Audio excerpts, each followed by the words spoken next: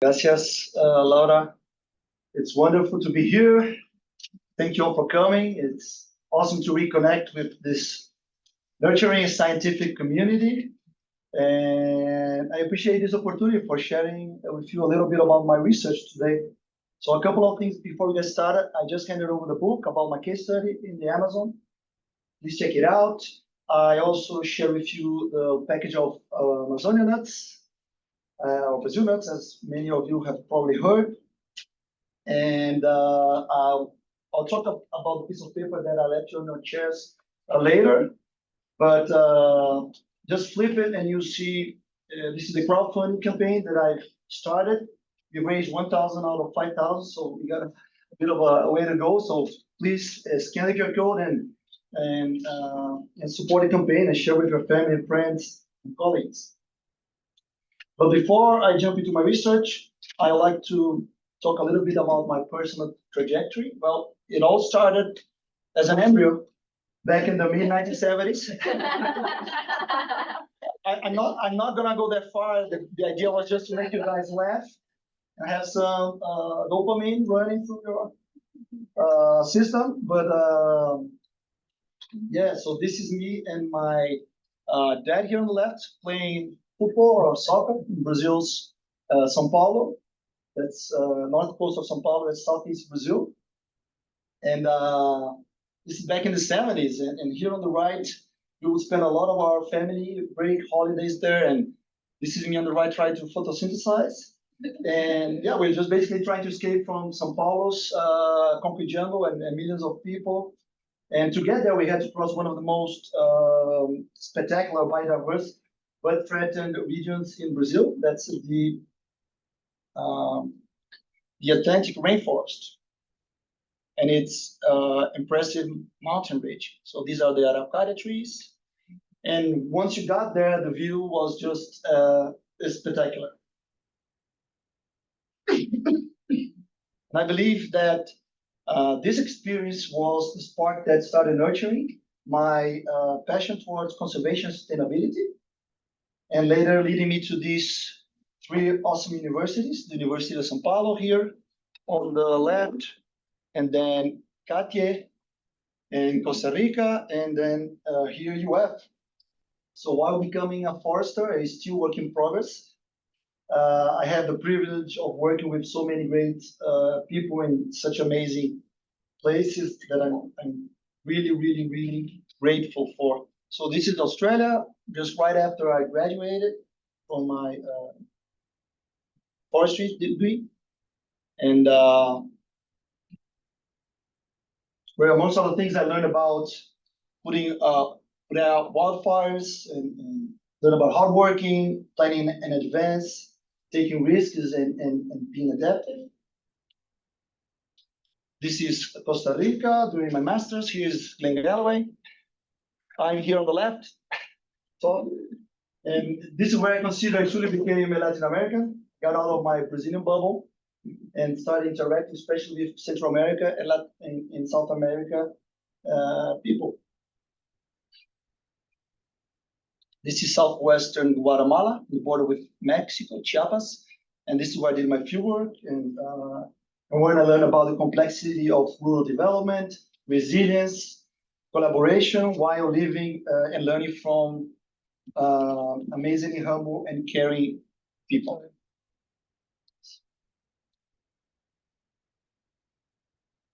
And most recently here at UF, and this is John Dane's class, this is Rick's class, and me with my kids.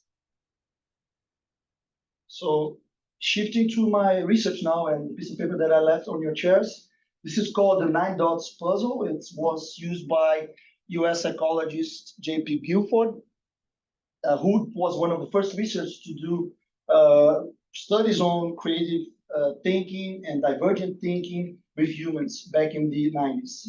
The goal of the puzzle is to connect all the 9 dots using straight lines, okay, or less, without lifting the pen or pencil. You don't have to try solving now, please stick with me. But the reason I'm using as a prompt from John's class is because of the metaphor it relates to. which was popularized by Guttierez experiments with the 9-dots puzzle, which is then, by spoiler alert, the solution for solving it, which is thinking outside the box. And in the case of my research, social innovation and collective action for promoting Amazonian nut community forestry and enterprises and conservation in Brazil. So there are different conceptual approaches that you can use to study innovation. You can use it an approach based on individuals, and for example, we have here 3 national heroes: John Muir and Alexander van Humboldt, which was in fact the one that described the species with his botanist Aimé Bonpland back in the early 1800s, and this incredible Brazilian tropical forest activist and Martin Chico Mendes. And also, you can also think it in terms of as a group. So what makes TCD so special? You can think it as a company, as a business or a product. You can think in terms of social entrepreneurship, and you can think in terms of innovation, environment, or ecosystem. My research, they are all, of course, related, but in my research, I'm using this diagonal here between social entrepreneurship and the innovation environment. So what is social innovation? This is a very definition. This is a definition that I like a lot from the Young Foundation, which is an NGO/think tank based in the UK, and that is innovations that are social both in their ends and their means. I don't think you can get any more straightforward. And then we have this other definition that I use in my research, which is, it has a 4-component definition, which includes the reconfiguring of social practices in response to societal challenges, seeking to enhance outcomes on societal well-being, while it shouldn't necessarily include the engagement of civil society actors. So I remember being at the educational library and that aha moment, and okay, I'm going to work with social innovation. This is an interesting approach. And I immediately saw a gap. And these guys here, they corroborate that. And when you look into innovation towards tropical forests, there's a gap. When you look into innovation towards the Amazon, there's a gap with that social innovation approach, okay? When you look into innovation for community forestry, there's also a gap. And the gap becomes even bigger when you get to indigenous and traditional peoples. So that's why I thought the great potential of working with Amazonian nuts and the extractive economy and trade with that social innovation approach. So the Amazonian nut, the Tropilunch excelsa, also known as Brazil nut, or Castanha do Pará, and many other names, has been a major nut timber forest product throughout the Amazon basin for generations and millennia, supporting the livelihoods of thousands of indigenous and traditional communities who have developed through centuries and millennia a very tight biocultural connection with these keystone species. Shepard and Ramirez studied this interconnection, people-tree interconnection, and here in the map you can see all the indigenous names throughout the Amazon basin, and it's just incredible when you can see the importance of this species in terms of its biocultural significance. So the Amazonian nut is also very important tropical forest commodity, mainly for its edible seeds and oil extract, which is valued in the food and market, in the food and cosmetics industries and market. By 2016, it was the third most important timber forest product here in green, just behind acai and babaçu in terms of volume of production. It was second in terms of income, and it has a global market evaluated around 360 million. And just in Brazil, it supports the livelihoods of around 55 to 60,000 forest extractive families. By 2020, Brazil was the world's largest producer, just followed by Bolivia and Peru, which in contrast dominate the international market, particularly more than 90% of the international market. In fact. But this is a challenging business, and despite progress, according to the INC, the Amazonians dominate only 1% of the whole market of dry fruits and nuts. But there is definitely potential to expand, and scholars suggest that production, which is averages around 37,000 tons per year, could be tripled to 115,000 tons, which was in fact achieved back in the 70s. So the Amazonian nut's path from the forest to the consumer is quite complex. I'm not gonna, due to our limited time, I'm not gonna talk in detail about it. But in light green here, you can see some of the main bottlenecks associated with it. But it involves various linkages, actors with different roles, interests, and power dynamics. Those relationships between local actors, those relations between the actors can be both formal, for example, a cosmetics industry that works in investment factory business, and it can also be informal. For example, the aviamento or that payment system in orange, which is a good example. So with that in mind, Brazil has witnessed in the past 25-ish years the emergence of several Amazonian projects, partnerships, networks, collectives, aiming to strengthen its value chain more collaborative and creative ways. And just recently, an Amazonian Net Observatory, was in 2021, in fact, was launched with more than 30 experts and many organizations involved. So with that in mind, my main objective of the research was to examine the interplay between social innovation and collective action in shaping Amazonian nut value chain development and community-based forest enterprises for promoting human well-being, bioculture conservation, and sustainability in Brazil. So my research is divided in 4 sections. So section 1, I think I'm gonna switch it here because I can to you guys, and then I'll have to. So section 1 is a panorama. It's an overview of major social innovations shaping Amazonian nut value chain development in Brazil over the past 25 years. Sections 2 and 3, it's a case study. Okay, it's the book that I share with you guys. It's about the book that I share with you guys.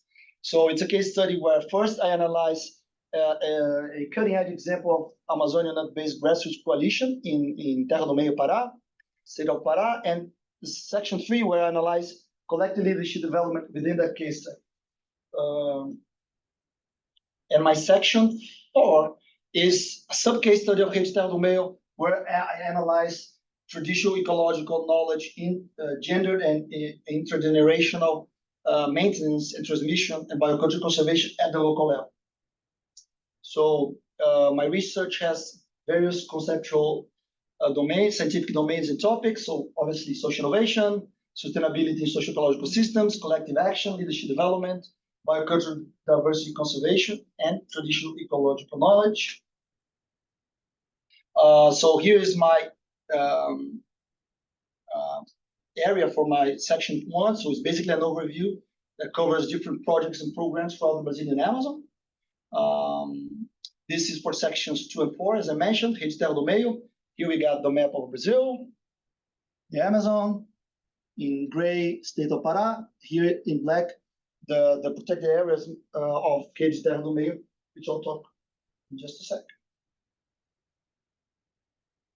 So as we can see here on the map, it's a very contested frontier. If you go back to the 70s, these protected areas weren't here, but the people were. So here we have the Trans-Amazon. A lot of you have studied and read about it and worked with. Here we have, you can't see it, but I'm not gonna move the mouse, but here we have the Belo Monte Dam. Here we have BR 163, a huge corridor, outflow corridor for soy. Here we have São Félix do Xingu, where Marianchi worked back in the 70s. So, thank you, Laura. And here we have the protected areas of the network. So we got 3 extractive reserves, 1 ecological station, 8 indigenous lands, a lot of rural settlements around here.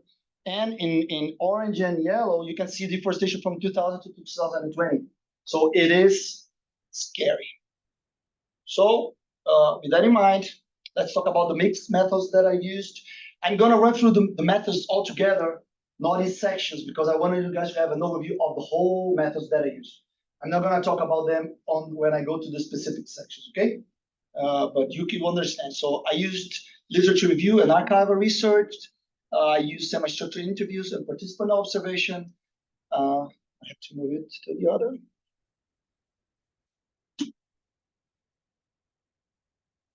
Okay. Come on, mouse. And I used Q methodology that I learned from one of Catherine's classes, in fact. And then this was Q methodology specifically for the collective leadership development section. These were throughout my research, the top two blocks there. And lastly, I used free listing where that was for the TK part and biocultural conservation. So for the data processing, I use different softwares. So MaxQDA for all the interviews and information that I got from literature or the coding process. I use CADE, Q analysis desktop edition for the Q methodology part. Visual Anthropact was used for the free listing and also a bit of the InfoStat for general statistical analysis and one multivariate regression. So let's transition now to my section 2. So the main objective was to examine the overall contemporary and context and facts that have led to the creation and evolution of Rede Terra do Meio, RTM, as a socially innovative arena or ecosystem. And and here I have the research questions. So there were three. The first one was understand what factors and dynamics of social innovation have shaped the emergence of development of the network, a grassroots coalition, and social biodiversity conservation platform. The second research question was to understand who are the main actors involved in this emergence of development of RTM and what have been their main roles in this process. And lastly, I wanted to understand this how RTM's grassroots coalition business-oriented approach was integrated to a broader social political mobilization perspective and action in the region. So this is the research framework that I used for that specific section. That's the social innovation dynamics arena. So I'm not going to go into the details, but it's based on McGuinness and Ostrom's sustainability of sociological systems framework. And so we got the governance system, we got the actors here, we got the resource systems and the resource. So it could be, for example, the Amazonian net rich forest or the Amazonian net tree.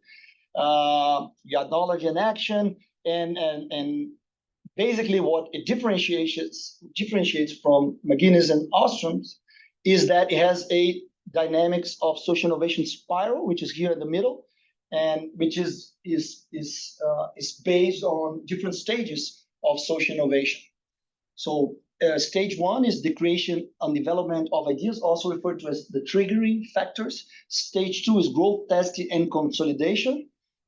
Stage 3 is implementation and spreading, and stage 4 is changing system with its related inputs and outputs. All those in different ways contributing to sustainability within the socio-ecological system. And here on the right corner, we have the collection of action and social innovation arena, which one influences the other. So main findings. I did forget to put the timer. Could you please have me out when 5 minutes to go? Okay. 5 minutes left. Ooh, cool. I'm gonna slow down. I was kidding. We're gonna do the Q&A part. Oh yeah, sure. So let's see where we were. Okay, so now. Okay, so now we had. Oh no, sorry, just skipped. Okay, so I identified 15 different but complementary social innovation factors and dynamics shaping RTM's emergence and development. Some of these are shown in chronological order, like a timeline. Others are cross-cutting. You see them, they are the dark gray circles. And these factors and dynamics might belong to one or more social innovation stage. So I put it here because it belongs more there, but you can see that sometimes I'll put one or more two stages together. So I contested Amazonian frontier. That's the starting point of this process. With rampant social environmental pressures and threats, as I explained to you guys on the map. So we are talking about, particularly during the 1970s, 1990s, until 2000s, we are talking about land invasions, land grabbings, we are talking about deforestation, artisan mining, you name it. It was a very contested frontier. Marianne Schmink wrote about it in her book. And that is the starting point. These were done in public lands. Many of these protected areas weren't there yet, but a lot of people were living there.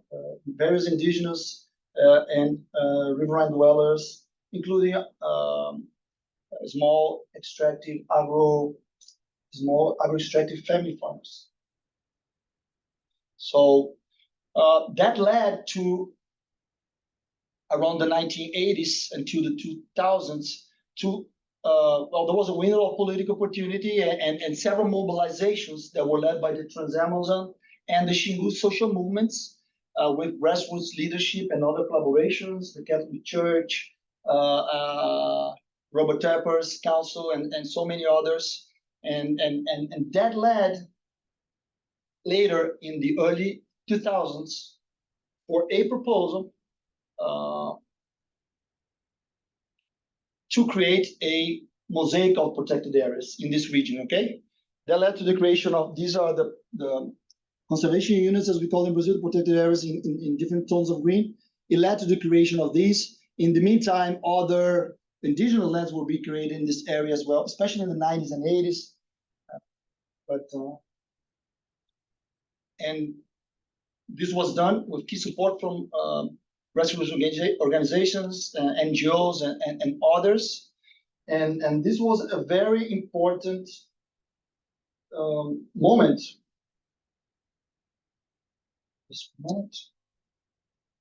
Because it allowed these people to have their territories recognized. It allowed these people to have access and usage rights towards these territories and resources, in this case, the Amazonian or any other non-timber forest product. So this was very important. And also this first strategic collaboration. So we have here two big NGOs, especially the Social Environmental Institute, which many of you know. This is FVPP, it's a local NGO. And of course, the work with the Brazilian Institute for Chico Mendes, Brazilian Institute for Conservation. So after that, still in the creation and the development of ideas,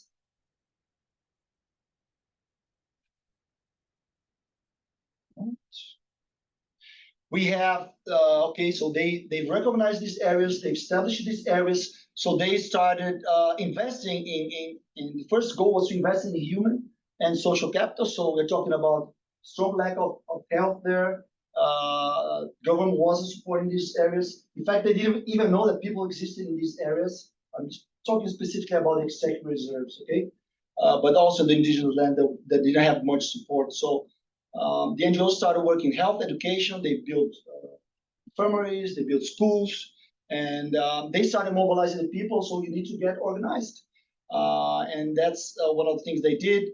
That was very important, as investing in basic infrastructure. So building non-timber forest product sheds, creating facilities for capacity building, building the schools and all that stuff. So that was very important as well.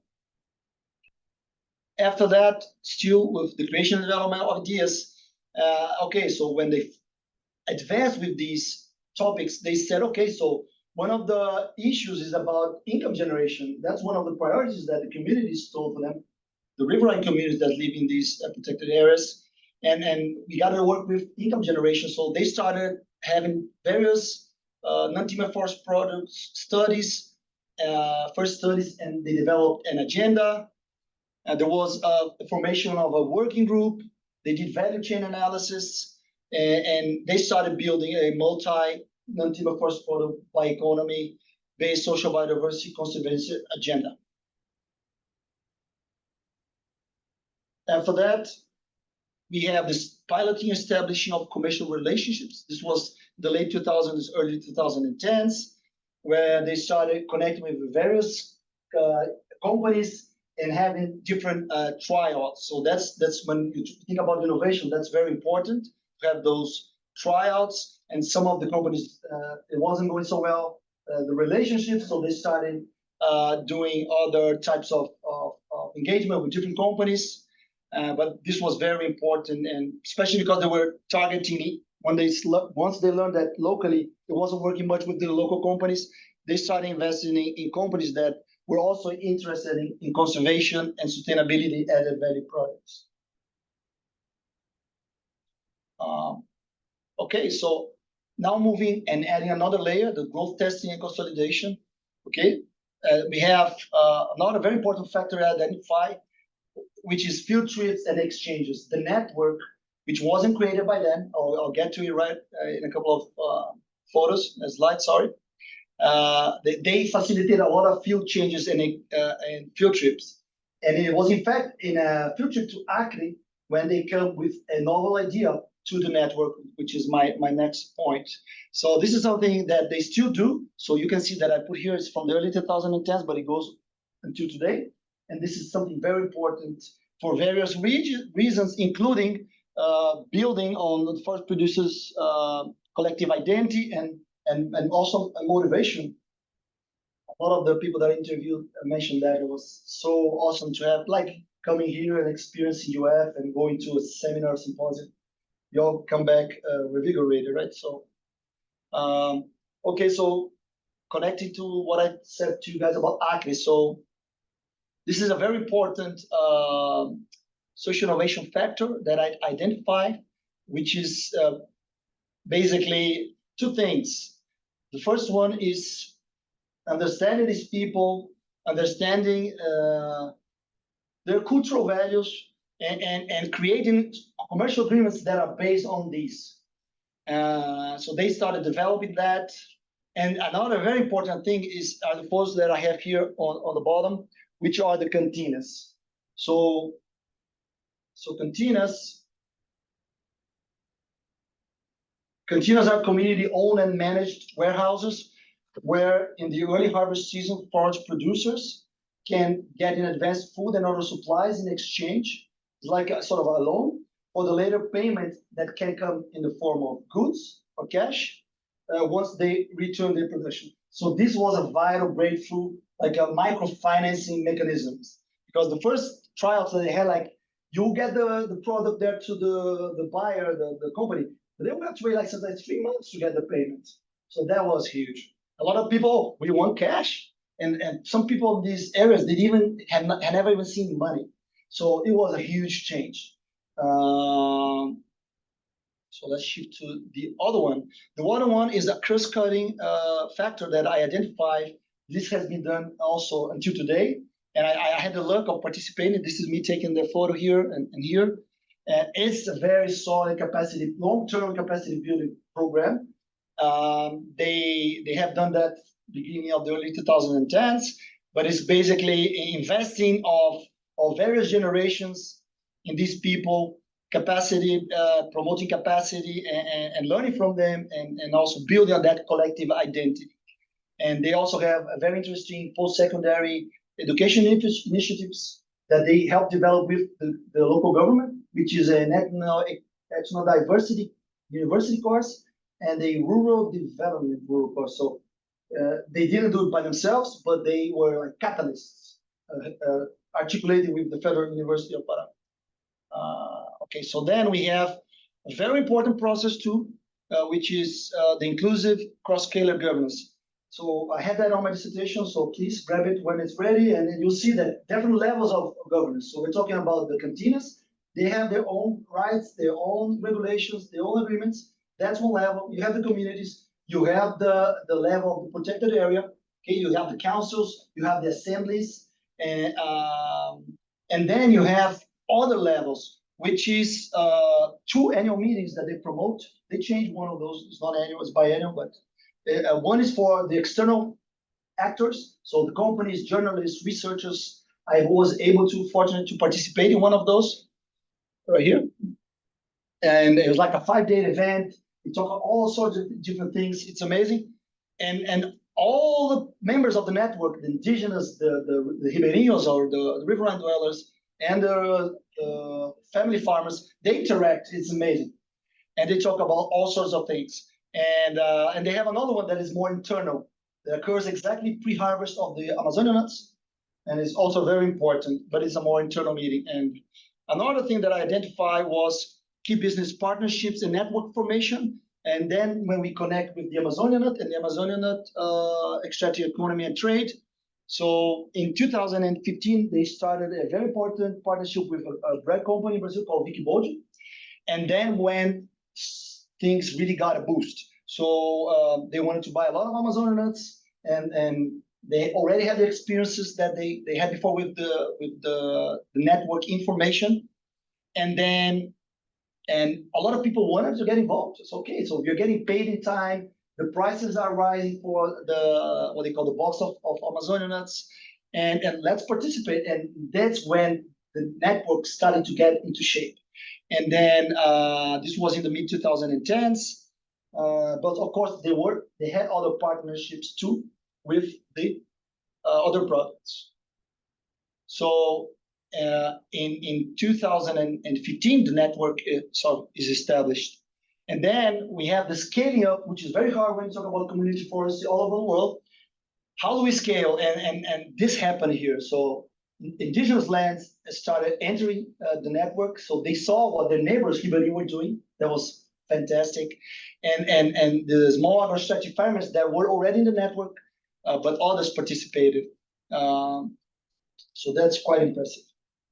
So, sorry, I forgot to mention, we are talking about implementation spreading, and now we are adding the changing system. So this is a sustainable business platform that we're able to develop throughout the years. And the package that I shared to you guys has a QR code on the back. This was very novel. It has won United Nations Innovation Prizes. This is the Origins Brazil platform. It's the largest bioeconomy platform in Brazil. I could be wrong, but I will say in the world in terms of non-timber forest products and in the Amazon, okay? This was done back in partnership with several organizations, including the NGO Flora, Social Environmental Institute.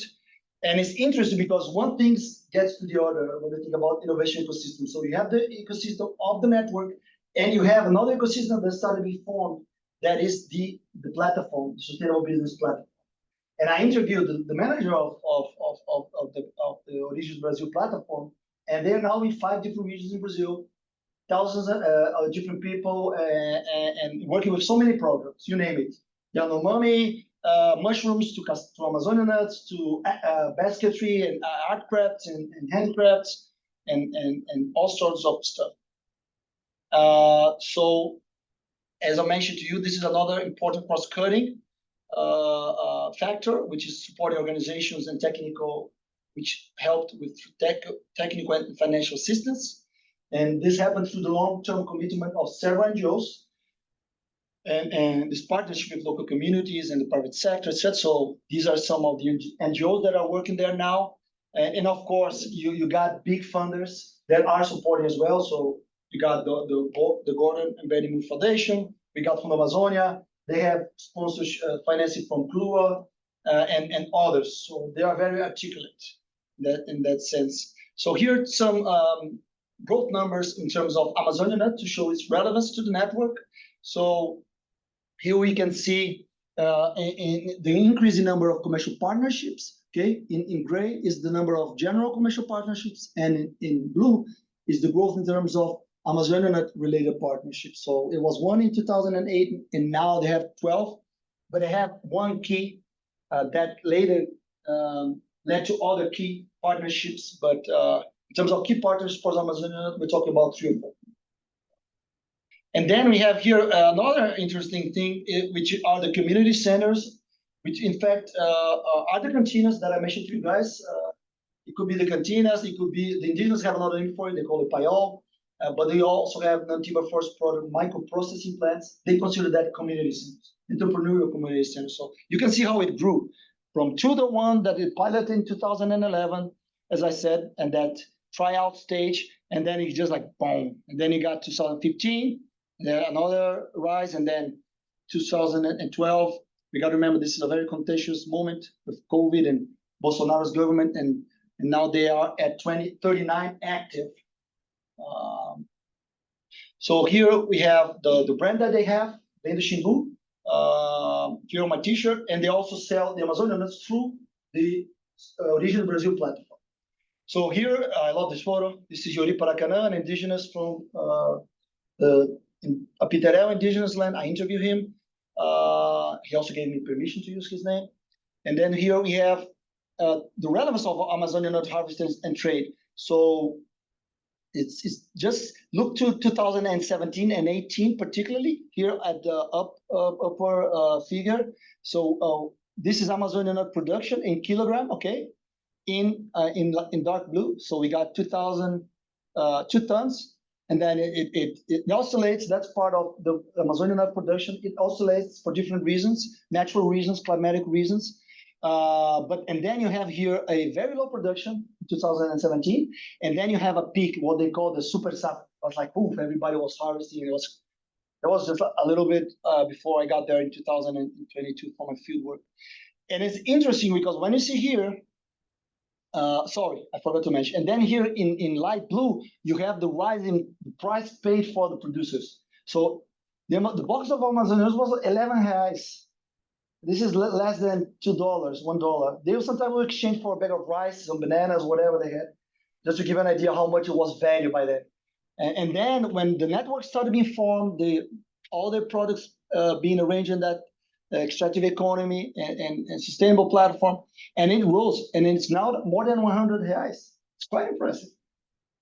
So just to keep track of time, we have less than 20 minutes, like 19. No, we're good. I'm gonna slow down because I'm still like I'm not gonna be able to deliver it. I know I have 20 minutes for my defense, so that's gonna be a challenge. Maybe I can negotiate with Bob 25 in the president committee. So anyway, so this is very interesting because 2017 Amazonian nuts production in terms of percentage compared to the top 3 in volume of production, babaçu flower and natural rubber blocks, it was okay, 1/3 more or less, a little bit less. Then we got here babaçu flower and natural rubber. In 2018, when they have the super safra, it was almost all Amazonians. So it's a huge difference. This is their safety. This is for their safety, financial safety. They keep it. They buy different stuff for their homes. They change their motor of their canoes or their boats. They maybe help the kids going to school in Altamira, the nearest town. It's very interesting, and you can see how the Amazonian nut is a protagonist, but it's not the only one. So when we talk about value chains, that is key. And several people that have studied, Jason Donovan, that remembers that Glenn shared with me, he has done a lot of research with it, and so many others. When you talk about value chains, you need to talk about multiple products, because that's the reality of these people. And the market fluctuates. Sometimes you don't have a lot of the products, because nature varies. So this is a very key takeaway. And then lastly, and most importantly, a cross-cutting factor as well, and which relates to my research question 3, is that they are a social political platform. They are not just about business, and I have a quote here that I'll put in just a bit. So they have influenced the territory in different ways. They have first promoted, helped promote education and health services in these areas. They promote multi-actor dialogue. They promote and pressure the government for their accountability and engagement. They work with local social organizations. They work with leadership development. On those courses that I mentioned to you guys, capacity building, they talk about territorial protection. They talk about human rights. They talk about justice. So it is a regional platform for business, but it's also a platform, most importantly, for their social biodiversity monitoring, advocacy, and protection. And they have influenced and helped access various bioeconomic public policies, such as PENAI and PA, which are institutional uh, policies, in this case for helping buying from the local producers to go that sell those products to local schools, so they are used to in those in their meals, and this one that is also related.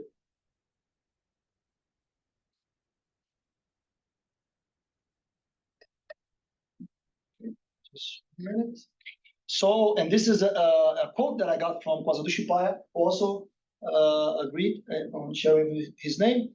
And I stayed at his place. He's incredible leader. Started when he was 16. He's an indigenous Shipaya. And that today the Mid-Shingu region is very strong reference in relation to this combination of extractivists and or as they call beradeiros and indigenous people. And that is working very well. Not to mention that the legacy goes beyond just the economy of both financial and food. It also involves financial and food sustainability, and also the strengthening of the territory itself and its public policies. And I heard this many people talking. They don't sell or they don't frame themselves as the bioeconomy platform. They are social biodiversity or biocultural protection platform. So now let's focus on my section 3 on collective leadership development. I did this analysis strictly with the local people, okay? So the indigenous, the riverine communities, and the agro-extractive family farmers. And when I started looking into collective leadership, and I remember once I talked to John, I don't know if you remember, at the end of one of your classes, when it was in the other building, and then in 2018, and I'm a forester. We tend to go to towards the ecology, towards measuring trees and see how financially they are in terms of profiting and etc. And I said, why not look into how are they nurturing people? And so that's why I wanted to learn about that part, and I learned about collective leadership development and use it. And I identified a gap when we talk about collective leadership for local people, for forest peoples, or in this case, South America or the Amazon. So this is the definition for collective leadership. So when we talk about leadership, collective leadership is not about the sole leader that raised the flag and saved the world. We're talking about the collaboration, right, of leaders and others who together seek real changes or undertake various projects and actions in different contexts.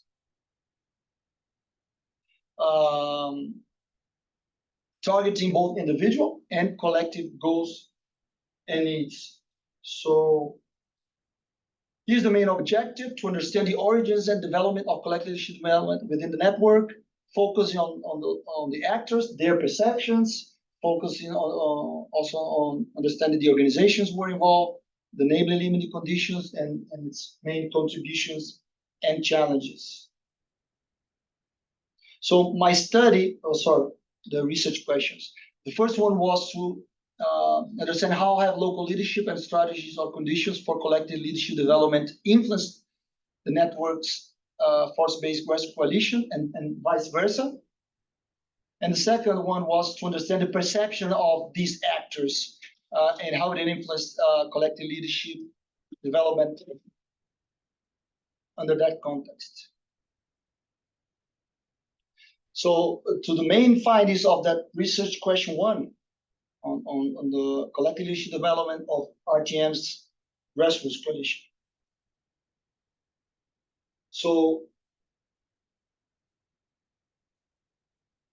I identified 16 factors which are essential for RTM's emergence of growth and the consequential support to its local leadership and forest entrepreneurs and stewards and vice versa.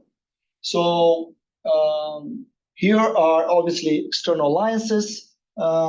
This is a very interesting category where it didn't exist because I was thinking about what I do with all this information, and I realized that they were talking about the individual characteristics and resources, what they have there.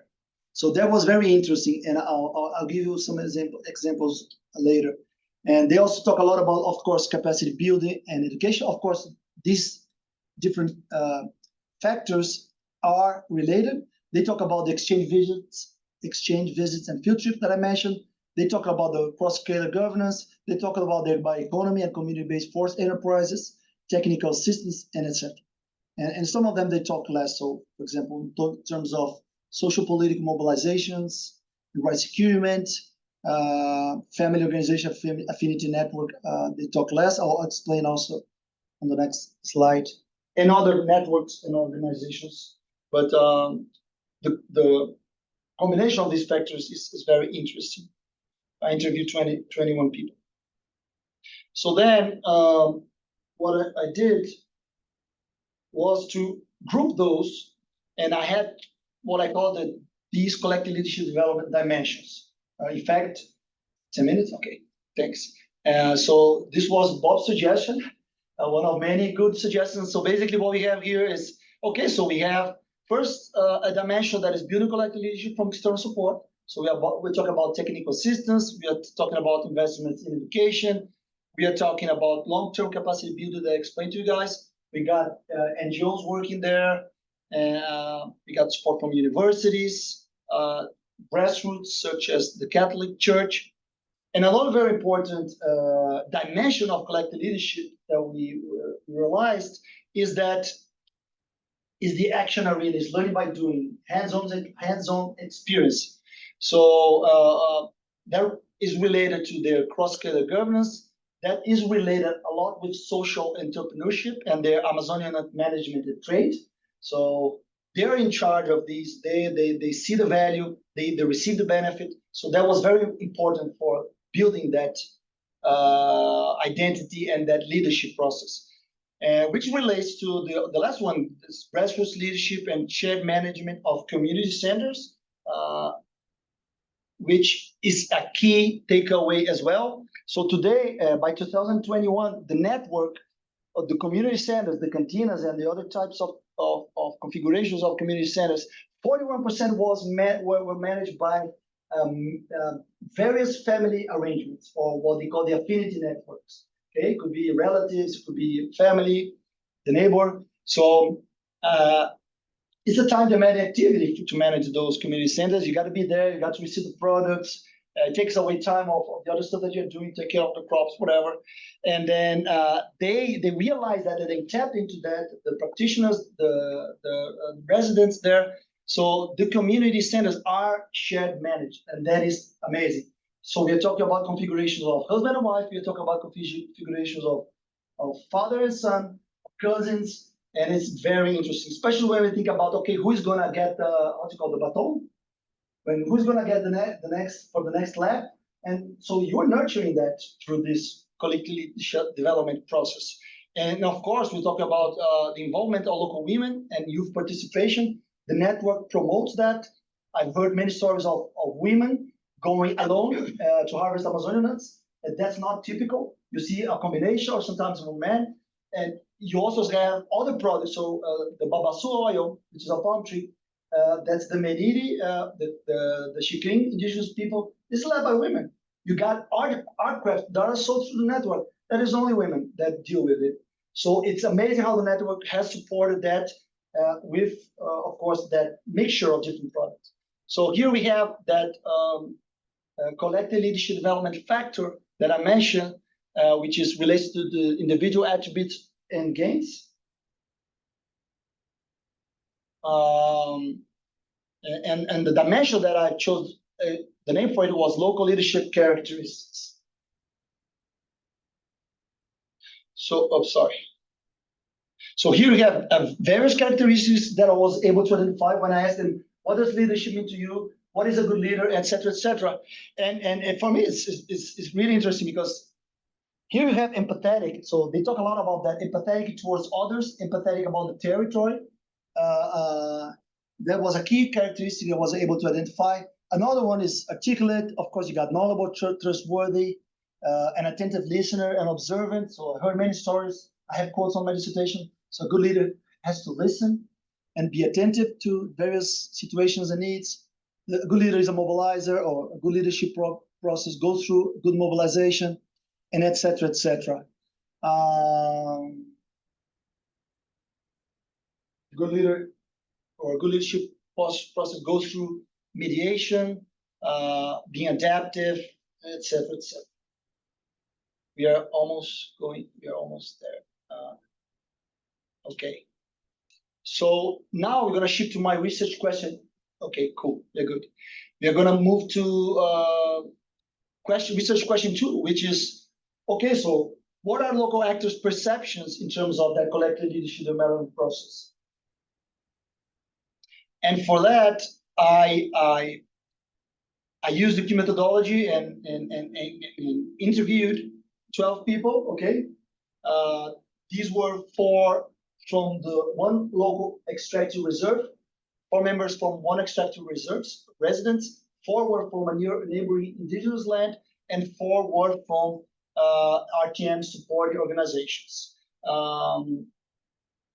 And they basically, what they had to do is to do the Q sorting. They were given predefined 33 cards with statements, which I have an example here. So the cards had like an image, a keyword here in the back too, and a short sentence. So they had to sort these according to this grid here, and based on, okay, so this is something that I most agree with, they would put here, and something that I least agree, they would put here, -4, -3 or -2, and then neutral, they will put here. These cards had different, cover different aspects of collective leadership and the network itself. Okay, so we're talking about the importance of grassroots associations, we're talking about community-based forest enterprises, the importance of capacity building, the investments in protecting their culture and identity, and etc. So, main findings for that Q study, I was able to identify 2 distinct groups of respondents with a similar set of perceptions. So these groups were, first, a group of what I call the extractive reserve group, which has the members of the extractive reserves and the supporting NGOs. It was very interesting. And the other one was indigenous people and an NGO that supported the indigenous. So they had different consensus and disagreement opinions. So one of the consensus was on the key role played by the NGOs and the importance of RTM's community centers in building that process of collective leadership. And also the investments in training. Another consensus was on strengthening the grassroots and promoting their participation, and the idea of growing supports towards local people's livelihoods through those bioeconomy projects. Another consensus was regarding the still underrepresentation of women and youth. There is a lot of advancements, and they invest in it, and I've seen it. Like just the new configuration of the leaders there in charge of the network. Like I think it was 6 or 7 people, 4 are women now. So they are moving forward with that. It's amazing, and they occupy different positions. They do different things in the network. That's very important, and youth too. So there's a potential gap there in terms of intergenerational leadership. And they also mentioned about the difficulty of compliance with some of their community agreements while dealing with conflict resolution internally. In terms of disagreement, and I almost finish up here, they talked about the effectiveness of technical systems. Some received good technical systems, some didn't. In terms of supporting NGOs, they talk about the central roles of their products management and trade, so they had disagreements too, in that sense. They disagreed on when they were asked if the leadership there, the leaders were always the same. They also disagreed on the importance of culture, strengthening the cultural identity within their protected areas. And lastly, on the level of unity for the protection of their territories. There was another one. So here, just to finish up some key takeaways. So in terms of RTM social innovation arena, diversity is key. So when we talk about a nurturing environment for new ideas, that is essential. So we're talking about people, we're talking about organizations with various expertises, various needs, various interests, skills, resources. We are talking about the importance here, the organic, being organic and spontaneous process. I remember they saying to me, we didn't plan for the network. The network was spontaneous. It was like one thing that led to the other. And that is very important. And it was based on success and failures, the tryouts. And this is something that they keep doing it. And it was obviously done through strategic collaboration, both internally So it's not just one extractive reserve, it's not one people, multiple territories and multiple people and multiple organizations, universities. They have influencers that support the network, they have journalists, and the list goes on and on. It was a step-by-step process, so it's not a single factor. It was not just like, hey, aha moment. We resolved, everything is fine now. It was a series of interconnected breakthroughs. It is based on its inclusive core scale of governance at multiple scales and territories, which I already mentioned. This is very important when we talk about biocultural conservation. It's culturally grounded in terms of the design of their businesses platform, the design of their entrepreneurial community centers, the agreements, and that is very important. And lastly, it's a strong forest-based grassroots coalition. It's not only based on the bioeconomy, but it has a strong social political mobilization approach, which is essential for, as I mentioned, their biocultural conservation platform. And last slide, in terms of collective leadership, here are some of the main takeaways. It's an interconnected process, so one feeds to the other, collective leadership and the network, one support the other. It's based on investments in local human social capitals.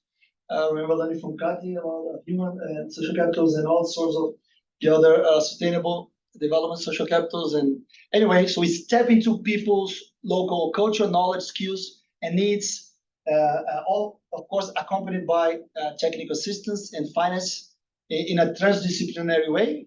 It's based on building their collective identity as forest producers, as entrepreneurs and conservation stewards, tap into their values, beliefs, norms, and empowerment or self-efficacy, and integrates.